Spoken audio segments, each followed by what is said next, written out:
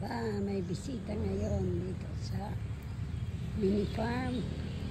Kumusta? Kumusta? Mga daki-daki. O ayo, mayroon ka pang mga maliit. Salamat sa pagdalaw dito. Ako lang nagpunta dito. To see kung mayroon bang namunga na mga nasunis. May sabi sa akin may isa daw bunga dito ngayon. Pero saan kaya? Kaya hinahanap ko. Ito lang ay nagsalubong sa akin, mga badaks. Oh. Ito ay mga ducks sa kapitbahay. So, ito lang ang nagsalubong sa akin. Hinanap ko lang yung sabi na mayroon nagbunga dito na isang kahoy o yung lansunis. Saan kaya? Ito ay munting sa small farm. Orni. Noon, marami akong gulayan dito. So, I want to restore this one.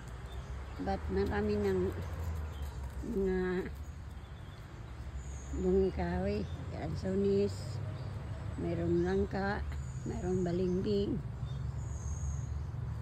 Ito ay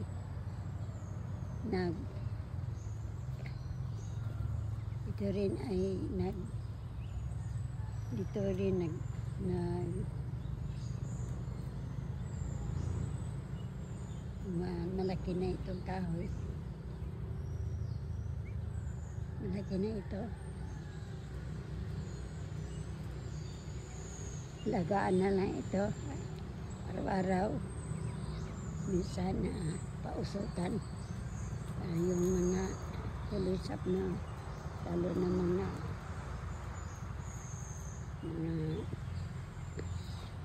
lamok mawala. Daming lamok basta ganito.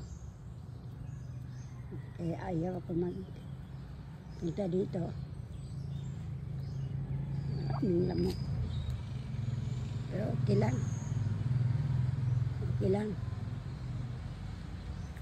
So, maraming salamat sa